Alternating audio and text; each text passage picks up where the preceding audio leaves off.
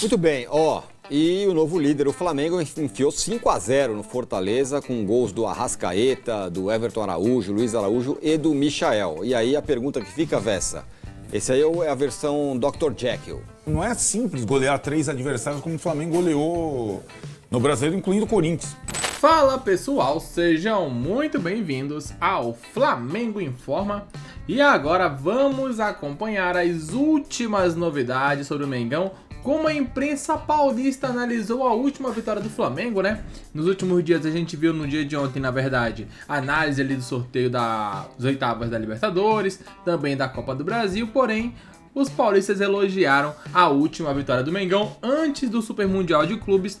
E é isso que vamos ver no vídeo de hoje, muitas notícias, muitas informações a partir de agora. O link do Band Esportes estará aqui na descrição, assim vocês poderão acompanhar tudo que eles falaram. E é claro, vocês vão ver tudo isso na íntegra. Vamos lá pro vídeo agora e depois muito mais informações sobre o Mengão e sobre o que esperar também para os próximos confrontos. E ele largou isso contra o Flamengo, acho que fez falta pra caramba. Entendeu? Melhor versão. Então, são escolhas do treinador. São escolhas dele. Ok? Ponto. Dito isso, ele é capaz de fazer as coisas mudarem. O treinador e a comissão técnica são capazes, tem jogador para isso. Muito bem, e o novo líder, o Flamengo, enfiou 5-0 no Fortaleza, com gols do Arrascaeta, do Everton Araújo, Luiz Araújo e do Michael. E aí a pergunta que fica, Vessa, esse aí é a versão Dr. Jekyll, né? Do Flamengo. A outra versão, é o Piu-Piu monstro e o Piu-Piu na gaiolinha. O Piu-Piu na gaiolinha é o da Libertadores, ontem era um monstro, atropelou o Fortaleza. O que acontece? Que parecem dois times diferentes. É incrível, cara.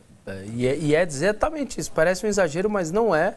Time que tem um comportamento e atitude e bola muito piores na Copa Libertadores, com adversários muito mais acessíveis do que os nossos aqui numa Série A de Campeonato Brasileiro.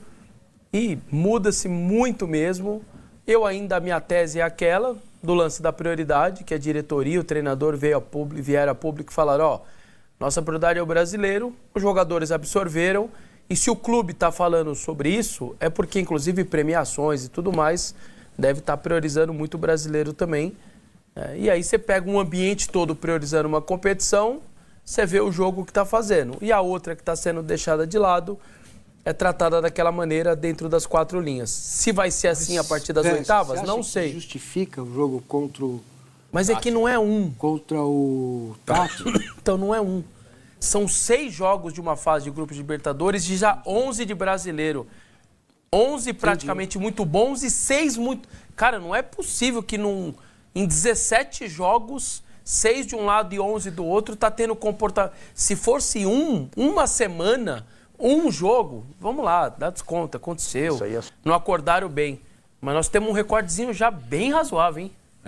Bem razoável. E Arnaldo? É mais difícil explicar o Flamengo do que o Palmeiras, porque o Palmeiras na Libertadores é o todo-poderoso e no Brasileiro ele oscila, sobretudo... Por que é mais difícil? Porque esse comportamento, o Mancini trouxe o dado do G6 do Brasileiro aí, acho que tem numérico, é o mesmo treinador, as mesmas situações, a dificuldade no confronto com grandes. Então a gente consegue entender mais o Palmeiras do que o Flamengo, porque de fato é muito chocante. O Flamengo vem sendo no Brasileiro como nos tempos do Malvadão, seu apelido. Ele vem vencendo alguns jogos, ele venceu um jogo tático contra o Palmeiras e nos jogos em casa ele tá passando o trator. Né? Não é simples golear 3 adversários como o Flamengo goleou no Brasileiro, incluindo o Corinthians. Né? E aí eu acho que o jogo ruim, isso eu acho uma grande virtude do Felipe. O jogo ruim do Flamengo no Brasileiro contra um grande adversário, o Cruzeiro, serviu de aprendizado para a sequência e para mudanças impopulares que ele fez. Essa situação de não jogar Pedro e Arrascaeta junto não é fácil bancar no Flamengo. E desde o jogo com o Cruzeiro, ela está colocada no ar. Barrar o Wesley para colocar o Varela também, né? Porque o Wesley, a seleção brasileira, passa o lateral, vai lá. Não, agora o Varela está melhor. Recolocar o Everton Araújo de volante também não é uma coisa... Então o Felipe Luiz foi fazendo vários ajustes, várias alterações em relação ao jogo que ele perdeu, o jogo grande contra o Cruzeiro. Eu espero que o Abel faça uma reflexão depois de ter perdido para o Cruzeiro e não aí que o Mancini falou, porque a era Abel tem essa, os 2 gols no início, o pênalti perdido, a bola bateu na mão do Gomes. É isso. Alguém escorregou, o cartão vermelho, sempre tem alguma explicação que vai além da estratégia do jogo ou da situação... Que não explica ficar à mercê disso. Pois é. Entendeu? O jogo tem essas situações. Sabe por quê? Porque ganha muito. Porque ganhou muito. Mas sim, não estamos mais falando disso. Ontem fugiu bem da curva, né? 2 gols de bola para em 2 minutos. Eu não lembro da era Abel ter acontecido isso. Não lembro. O Fogo foi pior ainda, né? Mas não em 2 minutos, não. Não, em 2 minutos não. Foi 45, 3-0. Eu acho que o Flamengo, essa questão da prioridade, vai só falar, porque foi da boca da direção do brasileiro. E, de certa forma, está sendo colocado no campo, né? E também acho que tem uma questão, Vessone, do ineditismo de Libertadores para Felipe Luiz e companhia. Libertadores tem algumas armadilhas, né? Boto, não sabe muito bem o que é. Talvez o confronto do Messi contra o Inter seja bom para o Flamengo. Sim, é um confronto grande e tal, é verdade. Então, o sorteio que a gente viu há pouco. Mas, dá gosto de ver. Aí que tá, essa situação, o Mancini tocou um bom ponto. Se você não torce para o Palmeiras nem para o Flamengo, com o Felipe Luiz e com o Abel, você vai ver o jogo do Flamengo e Felipe Luiz, que vai te dar entretenimento, né? Mas, desta vez, o Palmeiras não tem um elenco inferior ao do Flamengo. É o que ele está falando. Não, veja, eu acho que, muitas vezes, o jogo se torna agradável porque o Palmeiras faz acontecer, faz 1 gol, 2, e aí as coisas começam a fluir. Só que é urgente que esse time entenda. Galera, mudando de assunto, o Gonzalo Plata, mesmo não tendo condições de jogo, se apresentou à seleção equatoriana. Eu vou ser bem sincero, se ele entrar em campo, será um dos maiores absurdos. E aí o jogador ele precisa ser cobrado, porque o jogador, eu assim, entre aspas, entendi a situação dele. O Flamengo não pode aplicar nenhuma multa. O Flamengo chamou a atenção do atleta, mesmo sendo o atleta comunicando o Flamengo da visita do departamento médico da seleção do Equador à casa dele para fazer procedimentos no joelho, a revelia do Flamengo. Entendo isso tudo, mas o jogador ele tem que virar para o departamento médico da seleção dele e falar: eu não tenho condições de jogo, se eu entrar em campo vai ser pior. E a seleção equatoriana encara o Brasil no dia 5 e no dia 10, eu esqueci agora. São 2 jogos nessa data FIFA, dia 5 e dia 10. Dia 10, faltando 6 dias para a estreia do Flamengo no Mundial de Clubes. Imagina se acontece alguma coisa com o Gonzalo Plata e o Flamengo vem preparando esse jogador há muito tempo para ele ficar 100% nessa competição internacional. Eu vou considerar um absurdo se ele entrar em campo e o Flamengo precisará fazer algo se isso acontecer. Para finalizar nosso vídeo, galera, Álvaro Montoro, jogador que o Botafogo está contratando. O Flamengo tentou ou não a contratação desse atleta? Eu vou trazer as versões.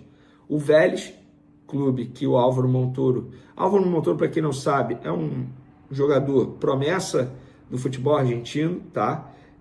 Tratado como o novo Thiago Almada, até porque o Thiago Almada também saiu lá do Vélez. Então o Botafogo está encaminhando a contratação desse atleta. E dirigentes do Vélez garantem que o Flamengo entrou em contato no sábado à noite, tentando atravessar, entre aspas, querendo saber se a negociação com o Botafogo já estava concretizada, porque é um jogador que os interessa. E aí a resposta que foi dada a gente está vendendo o jogador por tanto, que é 9 milhões de dólares por 80%. Vocês topam? O Flamengo falou: a gente topa, mas a gente não paga esse valor, a gente paga menos num fluxo de pagamento que seja melhor para vocês. Aí o Vélez não falou mais nada. Hoje a gente trouxe essa informação e o Flamengo alega que o Vélez foi quem ofereceu o jogador ao Flamengo, porque não confia no pagamento do Botafogo e gostaria de vender para o Flamengo. Então fica essa guerra de versões e eu estou trazendo aqui, eu como jornalista, eu ouço todos os lados. O Botafogo entende que o negócio está bem encaminhado, o Vélez alega isso, o Flamengo alega isso. Resta saber quem está falando a verdade. Quem está falando a verdade, nós nunca saberemos, porque nos bastidores da bola, muita coisa acontece. Eu não duvido, tá, que o Vélez tenha feito isso. Pelo contrário, eles devem estar lendo aí uma enxurrada de notícias envolvendo a SAF do Botafogo, do John Textor, e devem estar com receio sim. O Flamengo, através de uma nota oficial, não citou o nome do Álvaro Montoro, falou sobre especulações no mercado e disse que já tem uns nomes traçados para possíveis contratações.